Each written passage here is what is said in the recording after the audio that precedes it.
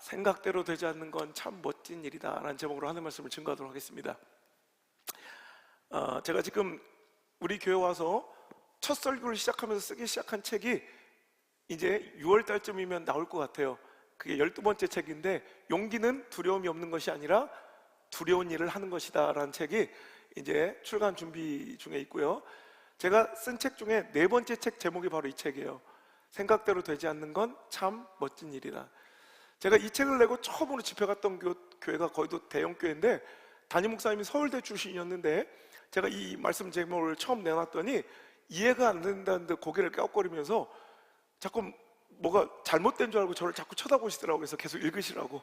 왜냐하면 우리가 생각할 때는 생각대로 되지 않는 건 참 슬픈 일이다, 내 생각대로 되지 않는 건 참 불쾌한 일이다, 이게 우리 일반적인 정서 아닙니까? 근데 가만 생각해 보면 오늘 내 생각대로 되지 않는 것, 내 뜻대로 되지 않고 뭔가 막히고 내 스케줄이 깨어질 때, 그때 내가 생각지도 못했던 놀라운 일들이 벌어지는 시작점이기도 하더란 말이에요. 오늘 저의 간증을 들으면서 오늘 그렇게 역사하신 우리 하나님의 소망을 느끼시고 체험하시는 귀한 시간 될 수 있기를 주의 이름으로 소망합니다. 오늘 여기 제가 아는 분들도 많이 나와서 제 이야기 하기가 참 그런데, 저는 감리교단의 목사님 아들로 태어났어요. 제가 원해서 태어난 건 아니고요, 내가 태어나 보니까 우리 아버지가 저한테 허락도 없이 목사가 돼 있더라고요. 사람들은 참 그걸 모르는 것 같아. 내가 서원해서 태어난 것도 아니고 내가 결단한 것도 아니, 목사님들은 자기가 서원해서 가는 길이니까 힘들고 어려워도 그 길 가야죠. 사모님들도 속아서 시집 온 건 아니잖아요.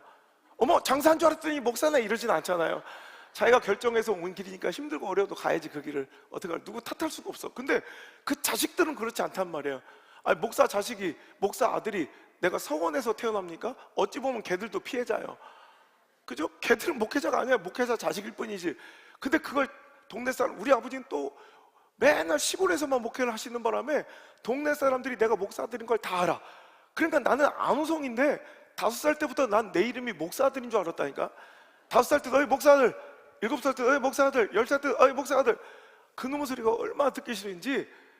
그러니까 저는 빨리 이 집안을 탈출해서 내 이름으로 불려지며 나는 어떤 분야든 최고가 돼서 잘 될 자신이 있었거든요.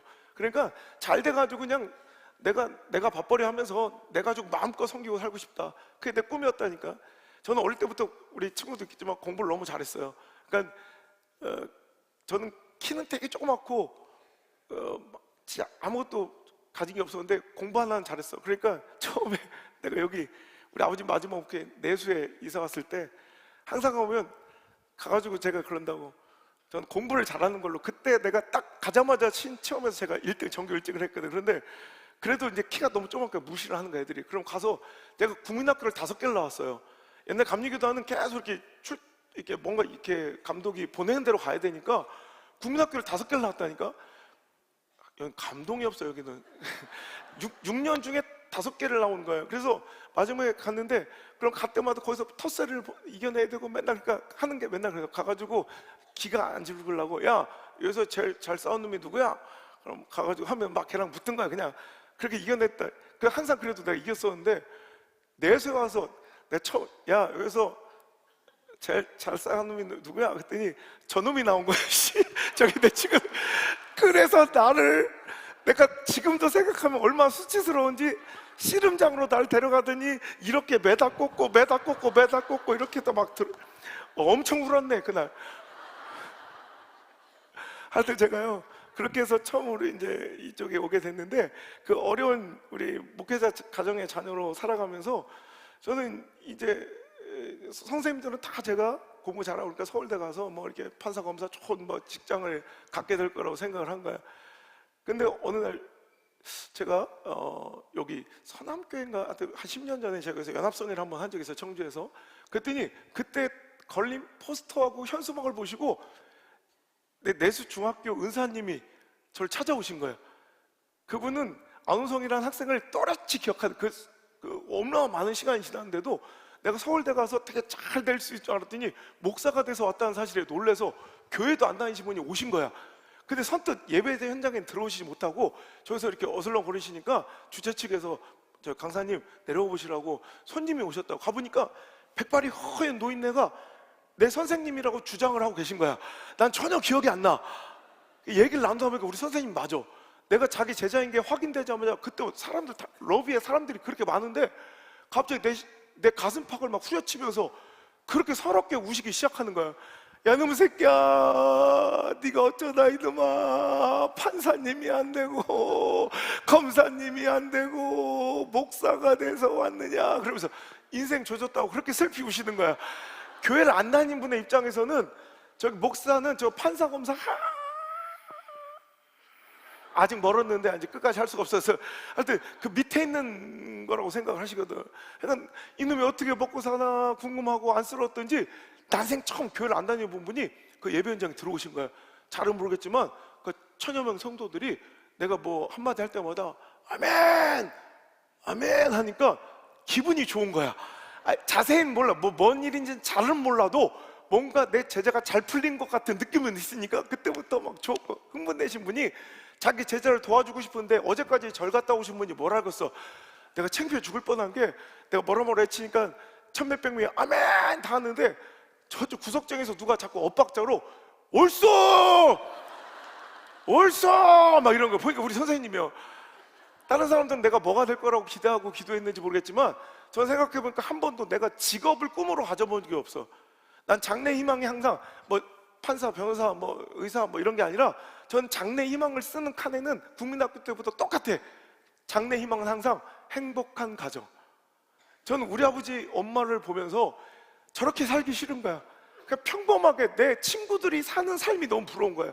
저녁 낮에는 편안하게 식구들끼리 밥도 먹고 휴가철엔 놀러 좀 가고 명절에는 우리도 들어 누워서 쉬고 우린 그런 걸 한 번도 해본 적이 없어요.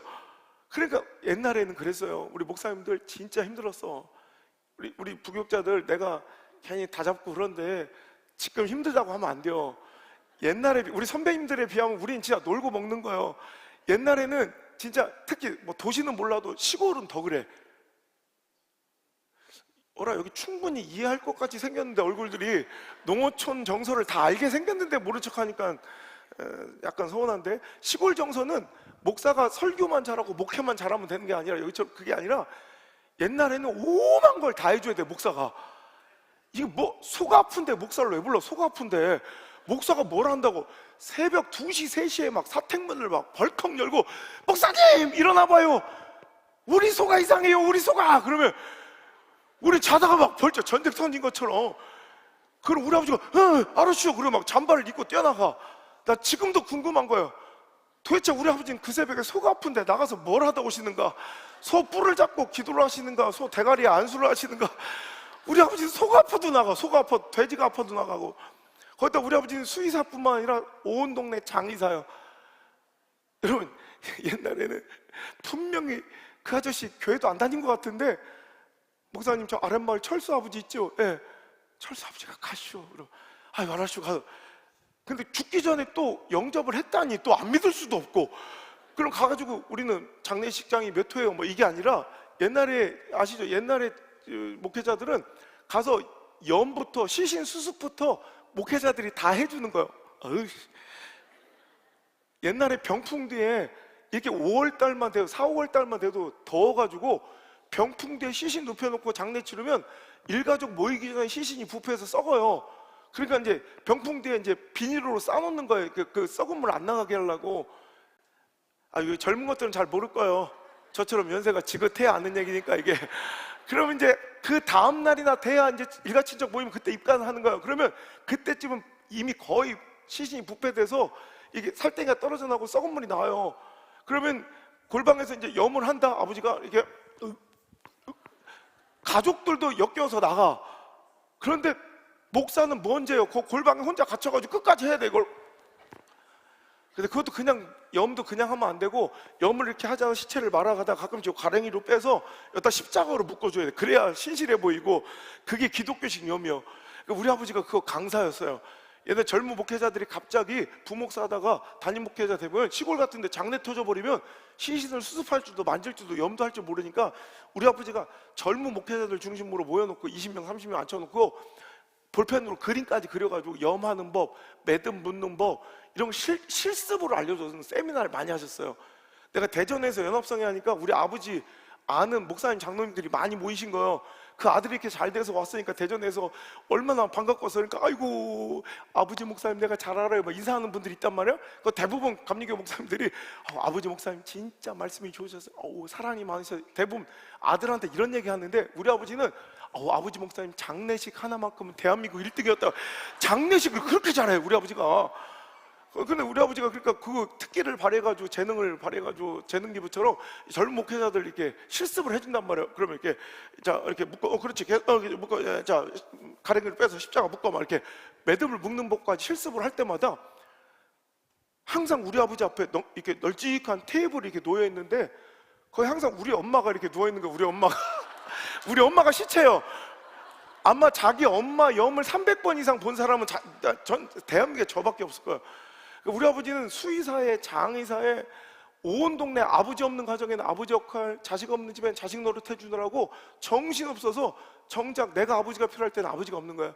오죽하면 내가 국민일보에 그 20주 연속해서 제가 연재할 때 국민일보에서 아버지랑 찍은 사진 좀 보내달라고 내가 그때 처음 알았는데 우리 아버지가 대학원까지 국민학교 때부터 대학원 졸업식까지 내 졸업식에 와서 사진을 찍어주신 사진이 한 장도 없더라고. 우리 아버지는 은퇴할 때까지 항상 그 교회 어려운 가정, 아버지 없는 가정에 그 아이들 기죽을까봐 옛날에는 그렇게 막 애들이 막 아버지 없고 그러고 막 놀리고 막 이렇게 따돌리고 그랬어. 그러니까 우리 아버지가 그 아버지 역할을 해주시는 거야. 꽃 사갖고 가서 이렇게 짜장면 사주느라고 정작 내 졸업식은 못 오시는 거야. 그러니까 난 이런 삶이 싫었어요. 빨리 저는 어떤 분야든 최고가 될 자신이 있어서 그래서 난 성공할 거니까 성공해서 나는 이제 남을 위해서 살지 않겠다. 내 새끼만 위해 내 가족만 잘 챙기면서 이렇게 살겠다 이 꿈을 가지고 엄마 아빠 그렇게 원하셨던 신학을 못할 바에는 이제부터 나는 엄마 아빠에게 도움을 받지 않겠다. 그래서 전 고등학교 3학년 2학기 때부터 지금까지 10원 한 장 부모님께 받지 않아요. 그때부터 이제 과외나 아르바이트를 통해서 하고 그러니까 서울에 있는 명문대 부동고도 다 안 하고 이제 충북대 우리 선배님 여기 계시는데 거기 이제 장학생으로 와서 이제 거기서 모든 이제 수업료는 장학금으로 해결하고 모든 용돈, 이제 교통비, 책값 모든 것들은 이제 다 제가 이제 아르바이트를 통해 마련해서 이렇게 살아가면서 부모님께 10원도 이제 너무 자유로워진 거야. 난 목회자지만을 이제 독립한 거야. 그리고 맨날 시골 동네에서 내가 누군지 다 알다가 이 학교를 와보니까 1시간 40분 걸리니까 옛날에 자석버스 타고 이렇게 갈아타고 오면 그러니까 내가 입만 다물고 있으면 우리 아버지가 목사인 걸 아무도 몰라. 드디어 나를 목사들이라고 안 부르고 이제 드디어 안호성이라고 불러주는 거야. 그러니까 내가 안호성이 되니까 제일 먼저 해보고 싶은 게 뭔지 알아요? 이겨보고 싶더라고. 왜냐면 옛날에는 목사들은 맨날 지고 양보하고 맨날 이렇게 배려하는 게 몸에 배어있어요. 우리 교회에서 제일 무서운 놈이 누군지 알아요? 우리 교회에서? 새성도 아들내미. 그 새끼 학교에서 나한테 꼼짝도 못하는데 그놈하고 나하고 싸우면 괜히 가서 내가 질질 끌려가서 걔한테 사과해야 돼. 걔 교회 안 나올까 봐. 이렇게 너무 싫은 거야. 내가 또 고향에 오니까 또 별 얘기 다 하네. 우리 아버지 목회했던 내가 요 내수 오기 바로 직전의 교회는 내가 진짜 상처가 있어서 그때 왜 그랬는지 사람이 지금 생각하면 아무것도 아닌데 그때 당시에는 내가 그거 없으면 죽을 것 같은 어떤 내 인생의 달콤함이 있어요. 여러분 시간 지나고 나면 그거 아무것도 아니야. 거기에 너무 소중한 것을 버리면 안 돼. 그때 제가 그거 없으면 그땐 죽을 것 같았거든. 장난감이었는데 권총 비슷한 무슨 장난감인데 그게 너무 갖고 싶은 거야. 근데 가난한 시골교회 목사들로는 도저히 그걸 가질 수 없어. 근데 하나님 살아계신 게 주일학교 교사들 회의하는 소리가 들려. 난 교회에서만 살아가지고 사택도 맨날 교회 안에 있어서 듣다 보니까 글쎄 여름성경학교 준비회의인데 그 마지막 행운권 추첨 순서 있죠. 왜 저기 어서 오세요 우리 한번 와보세요. 근데 초대장 귀퉁이에 번호 써가지고 찢어가지고 뽑는 거 있잖아. 그 행운권 추첨의 상품은 뭘로 할까 논의하는데 가만 내가 그렇게 갖고 싶었던 그 권총이 2등에 걸려있는 거야. 내가 지금까지 내가 신앙생활하면서 그토록 내가 하나님의 은혜를 갈망하고 간절히 기도했던 적이 없어요. 내가 그날부터 무릎 꿇고 하나님 나 진짜 이번 여름 성경학교에 최선을 다할 테니까 나 1등, 저 자전거도 필요 없어요. 저 2등만 나한테 주시면 돼요. 얼마나 열심히 일하, 새벽기도 한 번도 안 빠지고요. 그때부터 그 성경학교 프로그램들이 다 아직도 기억이 나요. 여러분, 몇십 년 지났는데도 그때 주제가, 그 여름성경학교 주제가 성령의 9가지 열매. 막 진짜 그 모든 순서수세에 막 고래고래 아멘을 하면 맨 앞자리에 앉아서 한 번도 안 빼놓고, 내가 봐도 이건 최선이야, 이보다 더 최선은 없어, 하나님도 보셨겠지. 딱 마지막 날 앉아있는데, 자, 행권 추천 뭐 7등 8등 한데 난 관심도 없어. 하나님 2등만 주시옵소서. 2등만 주시옵소서. 드디어 2등 순서가 됐어요. 우리는 부목사도 없고요, 그 부장 집사가 그 헌금 바구니에다가 그 쪽지 놓고 휘휘 젓는 거예요. 자, 2등, 자, 행운권 2등 68번. 할렐루야, 내가 68번이거든 진짜 얼마나 감동했던지. 그때 내가 벌떡 눈물이 진짜 뿜어져 나오더라고. 내가 막 할렐루야 막 달려나갔어. 근데 내가 막 나가고 있는데 갑자기 그 부장 집사가 날 딱 보더니 뭐요? 안드레요? 이래. 내가 어릴 때 이름이 안드레였거든. 안드레요? 에이, 다시 둬. 왜? 근데 목사들은 받으면 안 된대. 지가 뭔데 나와 하나님 사이의 계약을 지가 뭔데 일개 집사가 헛다 쳐놓냐고.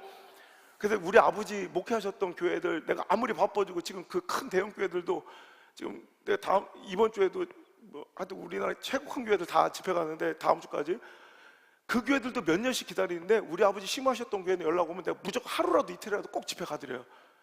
근데 그 교회만 안 가. 지금 5번째 연락 오거든? 안 가. 주님 다시 오실 때까지 거긴 안 가. 나한테 상처를 준 교회예요. 그러니까요, 이제 대학교 들어가가지고 그때부터는 이제 지는 게 싫은 거야. 그래가지고 그냥 조금만 거리적거리면 그냥 두드러 패고 싸우고. 그러니까 그때 내 부끄러워 죽겠네. 현석 기억나냐? 우리 그때 술 먹고 저 중앙공원에서 그 막 싸우지. 나 진짜. 우리 둘이 그때 한 20여 명 하고 싸웠던 것 같은데, 그지? 우리 둘이 그때 날라다녔어요. 우리 그때. 너도 막 이제 그만, 나 저기 예수님 믿고 이제 철들어야 돼요. 알았지? 하여튼 얼굴 빨개지잖아. 하여튼 쓰레기처럼 살았어요. 그때는 어쩔 수 없이. 그때는 그게 행복인 줄 알았어요. 막 그러면서 막 거친 대로 막 그냥 거리적거리면 다 두드려 패고. 그러니까 또 그런 게 또 목회 유익이 될 때도 있대, 가끔씩. 혹시 그 TV는 사랑을 싣고라고 KBS에 하는 거 보신 적 있어 혹시? 그거 알아요? 그래서 가수 홍경민 편 보신 적 있어? 가수 홍경민이 자기 인생의 영웅을 찾는다고, 자기 인생을 절망에서 희망으로, 어둠에서 빛으로 인도해 주신 자기 인생의 영웅이 계시다고 찾아온 게 그 목사가 바로 저예요. 그래서 내가 제발 입 좀 다물어라, 그만 좀 안 했대.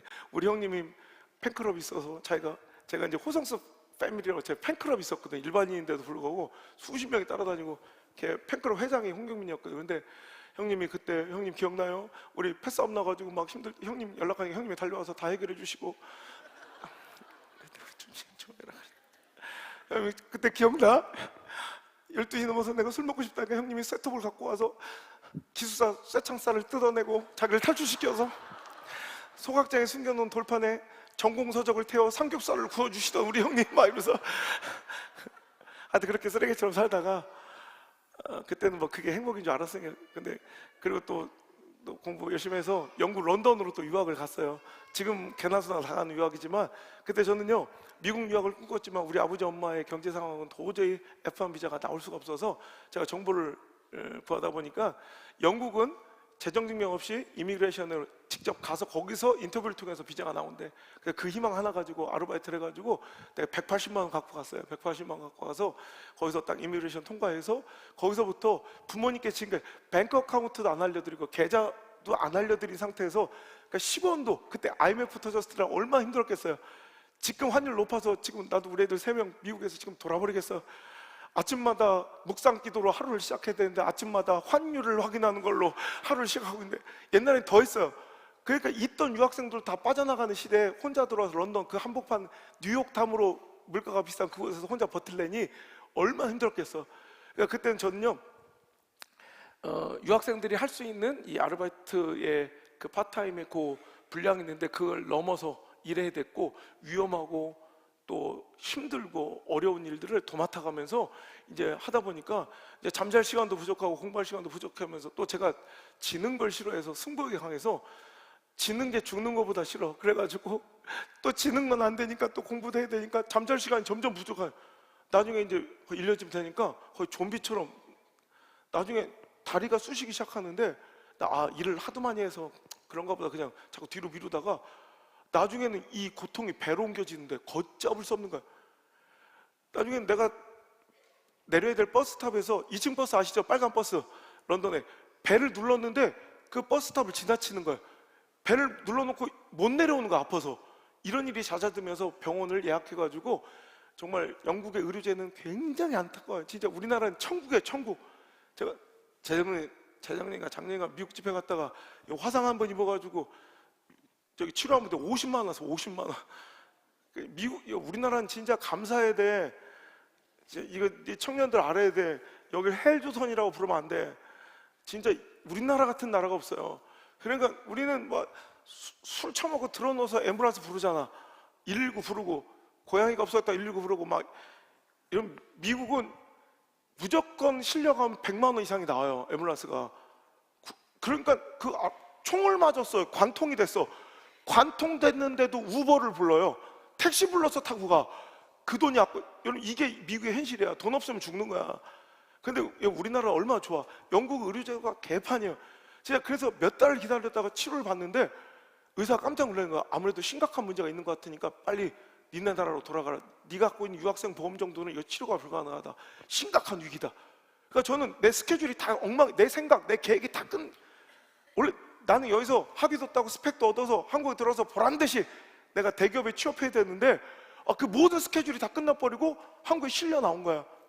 근데 거기서부터 들리는 병원마다 그냥 계속 오진이 반복되면, 지금 생각하면 그게 하나님의 뜻이었다 생각할 수 있겠지만, 하나님의 섭리 가운데 하나라고 그 실수까지도 여겨지지만, 그때 당시 이해할 수 없는 이런 오진과 오판이 계속 거듭돼서 반복되면서 글쎄 자기가 못 고치고 병명 모르면 빨리 큰 병원으로 보내줘야 되는데, 혹시 여기 의사 선생님 계세요?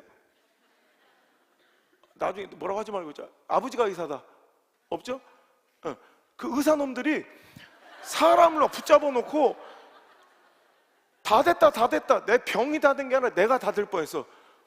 구멍이랑 구멍에 호수를 다 끼고요, 소변줄, 호흡줄 막. 그래서 진짜 너덜너덜 산송장처럼 누워있는데 병명 알지부터 염증수치만 계속 올라가고, 그러다 우리 엄마가 아무래도 안 되겠는지 퇴원도 안 시켜준 병원에서 사설 앰뷸런스 불러서 그 침대째 그냥 다 꽂혀있는, 링거 꽂혀있는 그 채로 그 다른 병원으로 옮긴 거야. 얼마 전에 가봤는데 그 병원 이제 없어졌더라고요. 그 내 생명의 은인인데 그 원장님 한번 뵈러 갔더니 하긴 지금 안이 너무 시켰네. 돌아가시겠지, 그죠? 지금 저는 그래. 어떤 때는 목회하다 보면 열받을 때도 있거든. 청주중앙서복회 와서 다 좋은 건 아니거든. 막 열받고 막 어떤 때는 저걸 어떡하지 저걸. 막 확 수요일날 파크 골프를 치러 가? 저걸 어떡하지 저걸? 막 이런 마음이 확 들 때가 있어요. 가끔씩 가다 한 번씩. 당장 내려가 저걸? 막 이런 생각이 들 때가 있어요. 그런데 그럴 때마다 그런 곳으로 가보는 거예요. 가면 아이고 그래, 내가 뭔들 용서를 못하고 내가 어떤 자리에 있든 난 행복한 사람이야. 그때 상황 생각하면요, 진짜 끔찍할 정도로 흉측한 모습으로 그 병원에 실려갔더니 그 원장님 손살을 쳐. 아이고, 아니 미련스럽게 어떻게 사람이 이 모양 이 꼴이 될 때까지 참았냐고. 수술을 했어도 벌써 했어야지. 이미 늦은 것 같다고. 그제서 응급수술해서 배 뚜껑을 열었어요. 드디어 이렇게 배를 열어보니까 이미 배 안에 고름이 꽉 차 있는 거야.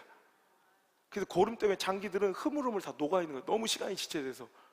그 약해 빠진 장에 장결핵균이 들어와서 이 장의 구멍이 다 뚫려 있는 거야. 그러니까 유해균뿐만 아니라 유익균도 있잖아. 좋은 균들도 다 빠져나가 장이 활동하지 못해. 그러니까 의사 선생님이 뚜껑을 열었다 그냥 닫는 거야. 안 되겠더라고. 자기가 손댈 수가 없는 상황이라고. 근데 배 안에 고름이 꽉 차서 사람이 죽어가는데 그냥 닫을 수 없으니까 여기다 이제 구멍을 하나 뚫은 거예요. 여기 만져지네. 아이고, 아직도 선명. 장님 한번 만져볼래? 자, 한번 만져보실래요? 자, 여기 손가락. 요 구멍이. 알았어. 누님들 이따가 내 계단 앞에 서 있을 테니까 이렇게 쭉 와서 줄 서서 한번 더럽게 뭐 이거 뭐 돈 드는 것도 아니고 이거. 요 구멍이 그때 뚫린 거예요. 요 구멍은 여기 구멍 2개 뚫려 있어요. 그 구멍이 뭐냐면 이제 이 고름이 계속 나오니까 2m쯤 되는 고무 튜브와 양옆에 거즈를 이렇게 대가지고 양쪽 끝을 묶어 안 흐트러지게. 그래서 조심스럽게 빈 공간에다가 이걸 쑤셔 넣는 거예요. 한쪽 끝은 방광인 데까지 쑤셔 놓고 한쪽 끝은 요 구멍으로 뺀 다음에 뚜껑을 덮은 거예요. 어떤 역할인지 아시겠죠? 배 안에 가득 차 있는 고름을 이렇게 빨아내는 심지 같은 역할로 이 심지 끝에다가 얘를 두꺼운 거즈 이렇게 대놔 항상. 그러면 아침마다 드레싱 소독하고 거즈를 바꾸려고 떼보면 얘를 통해 빨려나온 고름이 한 대박씩 나오는 거야.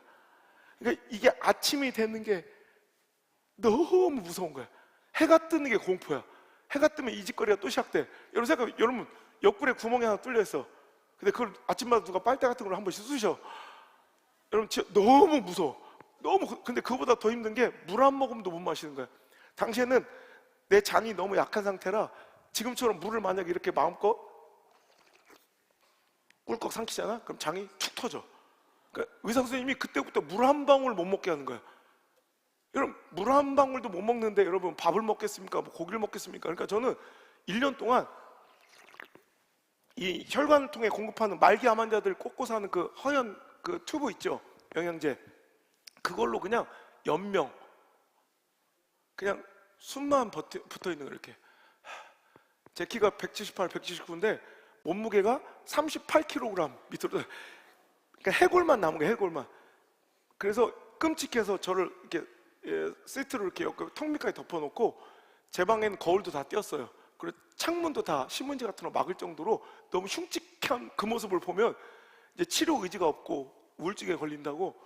그러던 어느 날 갑자기 의사 선생님이 우리 가족들을 다 불러 모으는 거야. 마지막 인사 나누라고. 저는 이런 일은 드라마에서만 나와야 되는 건 줄 알았어요.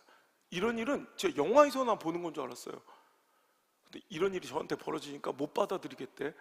막 분노가 치밀어요. 근데 이내 내가 수긍해, 이 상황을 받아들여. 왜냐하면 가족들이 내 침대 옆을 꾹 서서 이렇게 다 외국에 나가 있던 누나까지 다 들어와서 저를 이렇게 쳐다보는데 나는 그 눈빛을 아직도 잊지 못해요. 내가 한 번도 우리 가족들한테 못 봤던 눈이야. 극도의 불안, 공포, 슬픔, 두려움이 가득한 눈으로 나를 이렇게 내려다보는데 그 눈빛을 딱 마주대하는 순간 내 가슴이 철렁하면서 내가 알겠더라고. 나 죽는구나. 이걸 알아요. 너무 무서우니까 서로 절망의 침묵만 흐르고 아무도 병실에서 어떤 위로도 통하지 않는 거야. 이제 숨이 막 넘어가려고 하고 위기가 오면 우리 가족한테 연락하면 우리 아버지 친구분들이 오셔서 목사님들이 대신해서 저를 임종 예배를 드려주는 거야. 그때 지금 돌아가신 목사님도 계신데 그때 7분이 오셔서 저를 임종 예배를 드려주셨거든. 근데 우리 아버지가 어느 날 내 방문을 팍 열고 들어오시더니 병실 문을 이 끔찍한 뼈다귀만 남아있는 미라 같은 제 몸을 감추려고 덮어놓은 이 시트를 확 걷어버리고 이 펑퍼짐 환자복을 다 벗겨버리는 거야. 항상한 흉물스러운 다 죽어간 아들의 모습이 적나라하게 드러나자 어디서 갖고 오셨는지 카메라 하나로 그 아들의 죽어가는 모습을 찍는 거야. 착각, 착각, 착각, 착각. 소리 없이 눈물만 줄줄줄 흐리시면서 난 우리 아버지 눈물을 그날 태어나서 처음 봤어요. 우리 아버지는 단 한 번도 저한테 눈물을 보인 적이 없는 분이에요. 해병대 나오셔서 월남전 갔다 오시고 강하기만 했던 우리 아버지가 저한테 감추려고 카메라로 눈을 가리셨는데 셔츠로 눈물이 뚝뚝뚝뚝 떨어지시더라고요. 그러더니 필름 한 통 다 닳도록 셔터만 누르도 우리 아버지가 그 카메라 저에게 내미시면서 하신 말씀이 호성아, 너 안 죽어. 호성아, 너 절대 안 죽어. 다른 소리 듣지 마. 너 절대 안 죽어. 그러니 꼭 일어나서 꼭 살아서 이거 가지고 아직도 우리 하나님 살아계시고 능력 베푸시는 분임을 전 세계를 다니면서 증거해다오. 그러면서 막 펑펑 오해를 하시는 거예요. 근데 그때 저에게는 아버지지만 또 담임 목사님이기도 하잖아요. 그 말씀이 아버지가 아들을 위로하는 말씀으로 들리지 않고 담임 목사님을 통해 주신 하나님의 약속으로 들리는 거예요. 그래서 제가 그냥 그때 살고 싶은 마음에 나도 모르게 막 절박하니까 손을 번쩍 들고 병실이 떠나갈 정도로 막 살고 싶어서 아멘! 아멘! 외치는 거야. 근데 실상은 그렇지 못한 게, 나는 손을 번쩍 올렸다고 생각했는데 제 실상은 너무 힘이 없어서 이 얇은 시트 하나 이렇게 못 걷어 올릴 정도로 힘이 없어. 그러니까 팔팔 떨린 손으로 누운 채로 요만큼 손이 올라간 거야. 나는 병실이 떠나갈 정도로 암을 외치는 줄 알았더니 실은 입술이 다 붙어서 입술이 채 벌어지도 못한 채 새어나오는 신음소리처럼 아멘, 아멘 고백한 거야. 근데 그 새어나오는 신음소리 같은 아멘의 고백에도 우리 하나님 찾아와 역사하시기 시작하시는데, 근데 뭐 오장육부를 만지시는 하나님의 그 치료의 손길이 막 느껴지는데요. 마치 어떤 느낌이었냐면 추운 겨울날에 따뜻한 보리차를 꿀떡 삼키면 이게 어디로 한동안 느낌이 나잖아요. 그것처럼 뭔가 뜨거운 뭔가가 내 마음을 만지시는데, 보세요, 의학적으로는 끝난 싸움이야. 다 끝났다고 했거든. 의사 선생님도 마지막 인사 나누라고 했을 정도면 절망해요. 그런데 희한하게 그때부터 희망의 빛이 보이고 내가 살 수 있겠는 거야. 그날 밤에 제가 기도하기를, 하나님 저 살려주세요. 아니, 저 살려만 주시면 내가 주의 종이 되겠습니다. 주의 종이 되어 하나님 일을 할 테니까 저 살려주실 줄 믿습니다. 믿습니다 기도하는데, 그날 밤 내 기도가 하나님께서 받으셨다는, 응답하셨다는 확신이 드는 거야. 오늘 여러분의 기도가 그런 기도가 되길 주의 이름으로 축원합니다. 그날 밤 밤을 꼬박 새고 아침에 일어났는데, 야, 얼마나 내 마음이 막 몸이 가뿐한지, 난 이게 그때 플라세보 효과, 긍정의 위약 효과라고 생각했어요. 내가 좋은 마음 가지니까 몸이 좀 그런가? 아니, 확실한 육체적 증거가 드러나기 시작하는데, 덧대놓은 거짓 뗄 때마다 역한 냄새 풍기며 한 대박이 쏟았던 이 샛노란 고름이 딱 떼는데, 이 시큼한 고름 냄새가 딱 뗄 때마다 확 나거든요. 근데 그 고름 냄새가 확연히 줄어. 그런데 더 놀라운 건 그 찐득찐득했던 고름, 노란 고름 색깔이 점점점 투명한 물 색깔로 맑아지고 묽어지기 시작하는 거예요. 그러더니 며칠 만에 아무 이유도 없이 치료법을 바꾸거나 약을 더한 것도 없이 갑자기 며칠 만에 계속 장기를 손삭히며 세워놨던 고름이 며칠 만에 싹 다 말라버린 것입니다. 할렐루야! 정말 기적처럼. 그때 저를 집도하고 치료했던 의사 선생님은 난 크리스찬이, 예수님도 안 믿는 분이었어요. 근데 그분이 저의 치료의 과정을 보시며 했던 말씀이, 우리 엄마가 맨날 내 병상 옆에 기도하신 모습 보셨으니까, 우리 아버지가 목사님인 거 아니까 그분이 그래, 이게 도대체 어떻게 된 일입니까? 이건 하나님이 하셨네요. 하나님이 하셨습니다. 제가 치료의 전 과정을 다 얘기할 수는 없고요. 하여튼 1년 동안 기적같이 병원에서 안 돼요, 죽을 환자를. 그럼 그 사람한테 정을 붙이지 않는데요. 그때 간호사님들이 얘기해 주기를, 안우성이라는 환자가 이 병원 나갈 때는 송장으로나 시체로나 나겠구나 했대요. 그 환자가 1년 만에 기적처럼 살아서 지발로 걸어서 병원을 나가는 기적이 일어난 거예요. 물론 쇠꼬챙이처럼 빼싹 말라가지고, 제가 태어날 때도 40kg밖에 안 됐으니까 엄마가 어디서 급하게 여자 청바지 26짜리를 사왔는데도 그게 막 덜렁덜렁 막 주먹이 이렇게 2개씩 들어갔으니까. 그래서 1년 동안 누워있다가 처음으로 발바닥을 딛잖아요. 그 느낌이 어떤지 모르죠. 여러분 당연한 그 느낌이 누군가인 게 기적이에요. 그냥 누워만 있다가 내 체중을 발바닥에 이렇게 딛고 느껴지는 이 감동은 뭐라고 표현할 수가 없어. 마치 구름 위를 걷는 것 같아. 마치 너무 이렇게 걸을 때 징그러워요. 근데 그게 너무 좋은 거야. 그때 우리 엄마가 그 더러운 병실 바닥에 막 오열하면서 버버버 떨면서 기절할 듯, 실신할 듯 우시는 거야. 그도 그럴 것이, 우리 엄마는 제 똥오줌을 다 받아내시고 굶어 죽어가는 아들 옆에서 지켜보신 거예요. 생각해 보세요. 여러분 자식들이 바빠서 한두 끼만 못 먹었다고 해도 어머니는 막 지금도 가슴 아프실 거예요. 근데 아들이 밥 한 숟갈 못 든 채로 결국 굶어 죽는 거예요. 굶어 죽는 거. 그 모습을 옆에 지켜보는 엄마의 마음이 그게 속이었거냐고. 지금이 하신 말씀이들, 지금도 우리 엄마는 제가 집회할 때마다 말씀 전할 때마다 항상 금식하고 말씀 전하니까 이걸 너무 힘들어요. 아들, 차라리 엄마가 금식 대신할게, 너 밥 먹으면 안 돼? 밥 먹으면 안 돼. 우리 엄마가 하나님께 그렇게 기도했다니, 하나님 평생을 주님께 일생을 바친 주의 종 아닙니까? 근데 그 아들을 어떻게 저렇게 데려가십니까? 하나님, 우리 아들 천국 데려가셔도 좋은데 제발 애미가 어떻게 저 굶어 죽어가는 아들을 지켜봐야 합니까? 한 번이라도 좋으니 우리 아들 위해서 좋아하는 계란말이 따뜻하게 해서 김치볶음해서 된장찌개 끓여서, 이게 제가 제일 좋아하는 음식이에요. 이거 해서 엄마가 밥 한 번만 차려서 우리 아들 한술만 떠서 보내게 해달라고 기도를 했을 정도로, 우리 엄마는 제 똥오줌을 1년 동안 받아내시는데 연로하신 어르신들의 똥오줌을 대소변을 여러분 아들, 딸이 받아내도 싫을 거예요. 근데 저는 생각해보세요. 20대 중반에 그 혈기왕성하고 지는 법을 몰랐던 그 혈기왕성하고 쌈질하고 승부욕 강했던 그 아들이 어느 순간 여러분 송장처럼 누워서 지 손으로 오줌도 못 누는 거예요. 그 아들의 오줌을 받아내는 우리 어머니의 마음이 어떻겠어요? 저도 끔찍한 거예요. 혀를 깨물고 죽고 싶어. 근데 전 내 혀를 깨물 힘도 없었어요. 엄마가 너무 막 가슴 아프니까 엄마한테 오줌 마렵다는 얘기를 안 해. 근데 엄마는 기가 막히게 알아요. 아들의 표정에 조금 일그러짐도 알아.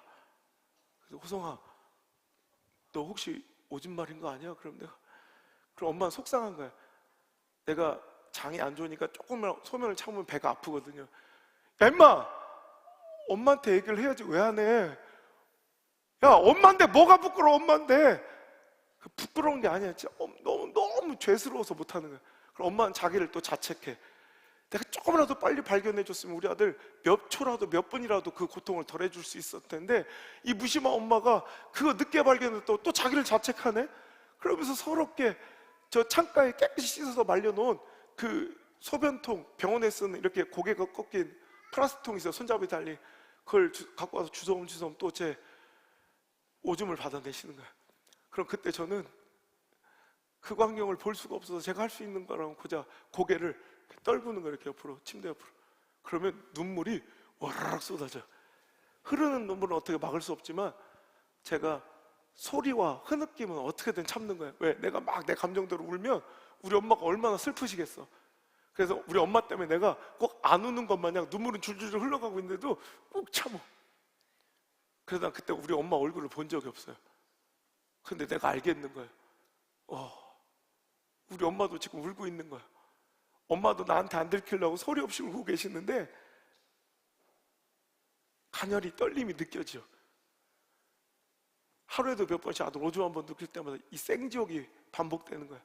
아들은 엄마한테, 엄마는 아들한테 안 들키려고 소리도 못 내고 입술을 깨물고 울음을 참아야 됐던, 매일 이 생지옥 같은 날이 반복되고 죽을 줄만 알았던 그 아들이 1년 만에 하나님의 은혜로 살아나서 의학적으로 설명할 수 없는 그 기적이 일어나서 그 아들이 살아서 걸어 나오지. 우리 엄마는 그 병실 바닥에 막 쓰러져서 진짜 실신할 지경까지 막 우시면서 우리 아들 사라져서 고마워.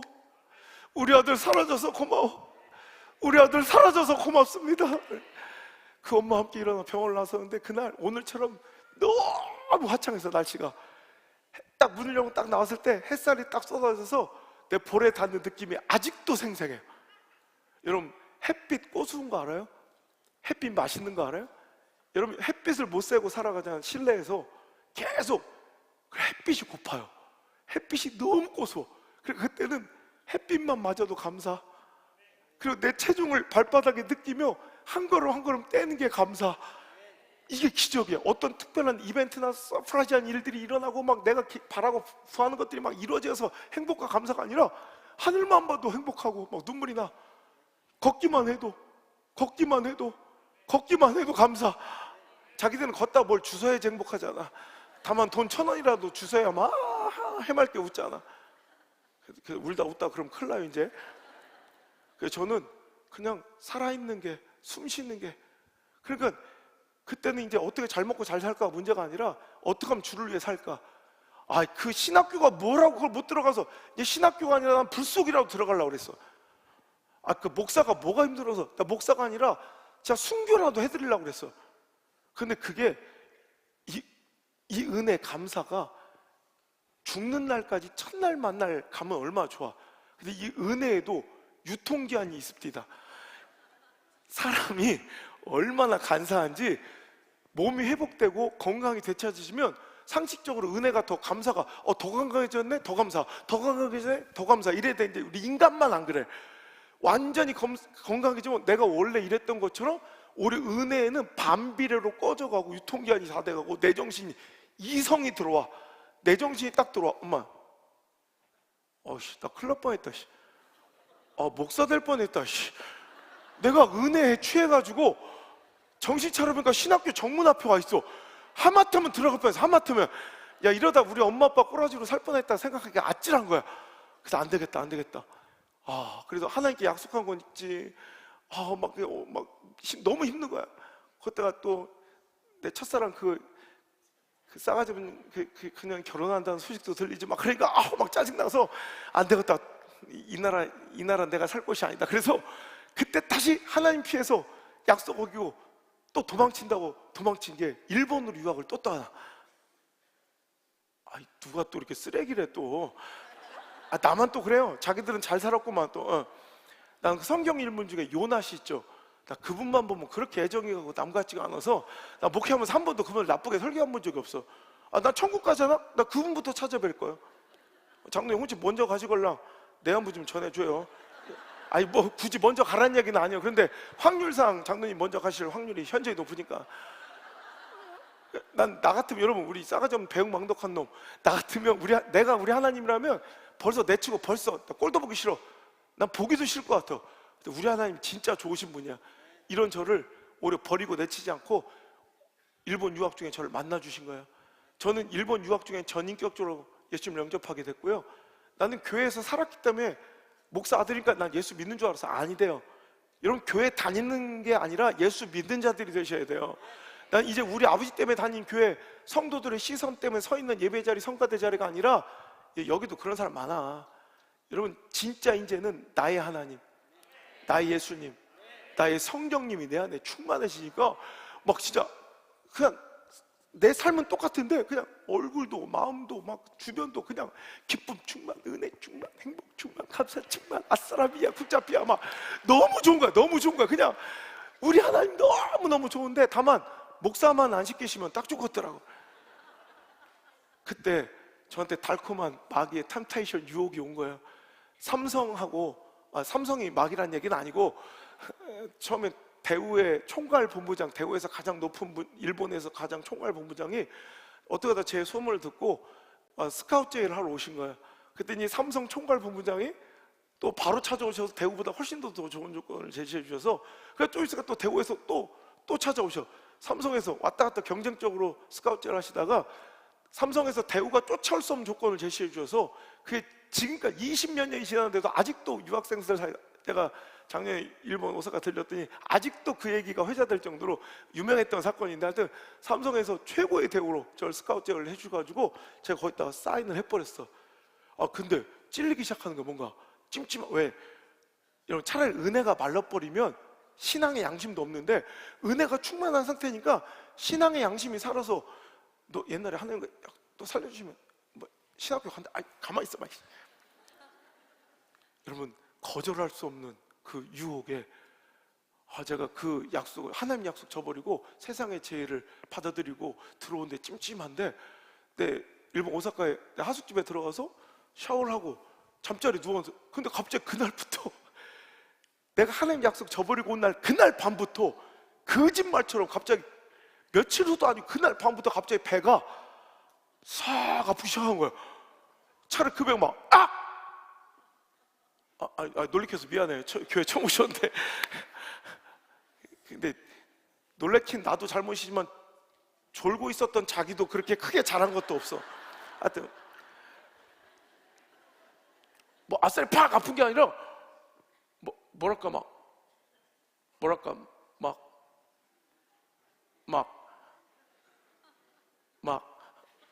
야리야리하게 아픈데 내가 이 느낌을 아는 거야.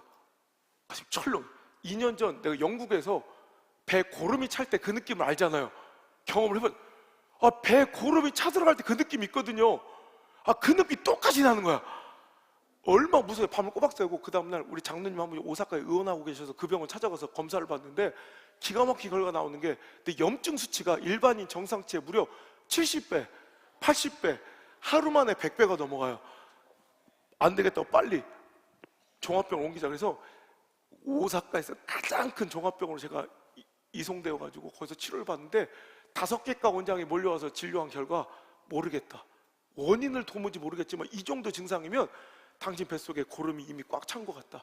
빨리 수술 들어갈 수밖에 없다. 그래서 수술 날짜를 정했는데 그날이 소울이 쫙 돋는 거야. 그날이 내가 2년 전 여러분 수술 받은 똑같은 날 3월 20일 지난주가 제 영적 생일이었어요. 그래서 3월 20일 똑같은 날 똑같은 증상으로 제가 일본의 수술방으로 들어갔는데 여기서 하나님께서 이제 내 생명을 거둬가시겠다는 두려움이 드는 거예요. 그러다가 주야 살려주십시오 이렇게 기도도 못 하겠는 게 전 전과가 있잖아. 한번 했었잖아. 미안해서 못 하겠더라고. 그러니까 저 주야 이렇게 기도도 못 하고 저 기도를 이루겠다니까 주여 답답하시죠? 저도 답답합니다. 주님 이름은 어떨까요? 그저 속는 셈 치시고 딱 한 번만 더 살려주시면 이번 내가 진짜 목사 되겠습니다. 이 부끄럽고 민망하게 짝이 없는 기도를 함께 올려드려 하나님 저는 수술 중에 저는 의학적으로 수치상으로 죽음을 경험한 사람이에요.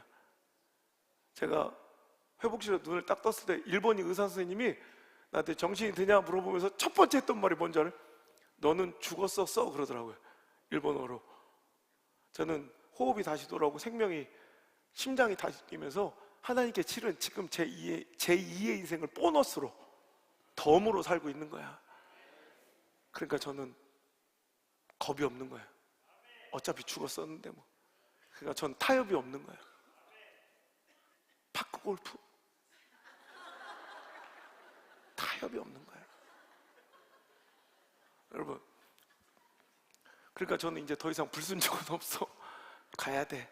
가긴 갈 건데 안 가자는 건 아니야. 무서워서 가긴 갈 건데 서러운 마음, 원망스러운 마음은 어쩔 수 없는 게 하나님 한국에 교회가 얼마나 많은데 그래 목사 되고 싶은 애들이 하나님 내 주변에 목사 되고 싶은 애들이 많아. 하나님 쟤들 좀 데려가요. 쟤들 좀. 근데 또 걔들은 안 받으신대. 왜 싫다는 사람을 굳이 꾸역꾸역 죽였다 살렸다 죽였다 이러시면서 데려가는 그 이유가 뭔지 좀 알고 싶다고. 저는 오늘도 밥벌이로 목회 못해요. 전 직업으로는 목사 안 해요. 그건 진짜 재앙이고 저주고 절망해요. 할 게 없어서 여러분 밥벌이로 목회를 합니까? 하나님 저 알려달라고. 저 데려간 이유 주인님이 종론 불렀으면 시킬 일이 있을 거 아닙니까? 그거 알려달라고 제가 매일 밤을 일본에서 회복실 매일 기도하는 거야. 막 떼굴떼굴 구르면서. 그때 하나님께 제게 주신 3가지 비전이 첫 번째 교단주의 벽을 허물어라. 두 번째 죽어가는 침체된 한국교회 희망의 불씨가 될 것이다. 세 번째 아직도 내 위로가 필요한 백성들이 많으니 내 교회를 내 백성을 위로하라. 이 3가지 비전을 심장에 받고 태어나자마자 저는 주변 사람들 만류 다 뿌리치고 교수님들 막 만류 다 뿌리치고 그냥 다 짐 정리해서 그 길로 한국에 들어와 이제 이렇게 목사가 돼서 이 자리에서. 근데 궁금하죠? 어떻게 목사가.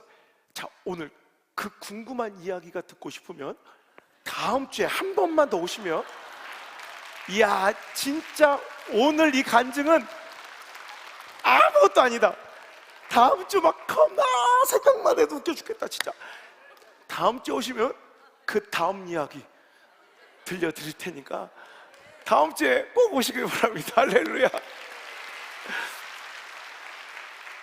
여러분 어떤 때는 그래요.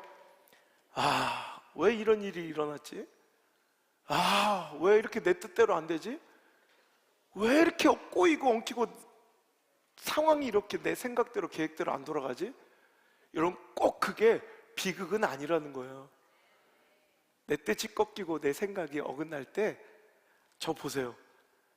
내 뜻대로 내 계획대로 안 살아갔더니 이렇게 멋진, 내가 상상도 못하고 우리 엄마 아빠 기도도 꿈도 꾸지 못했던 그런 여러분 자리와 역사와 그 삶을 살아가게 되더라는 거예요. 어떤 때는 그 고난과 그 실패를 통해 내 지금 하고자 하는 꿈들이, 계획이 박살나는 게 축복일 줄 믿습니다. 오늘 상황을 두려워하지 말고, 오늘 형편에 지지 말고, 낙심하지 말고, 오늘 주님만 믿고 전진하면서 이제 안우성 목사뿐만 아니라 여러분의 삶 가운데 시퍼렇게 살아계신 하나님의 그 역사가 간증되고 증언되기를 주의 이름으로 축원합니다. 할렐루야. 찬양합시다.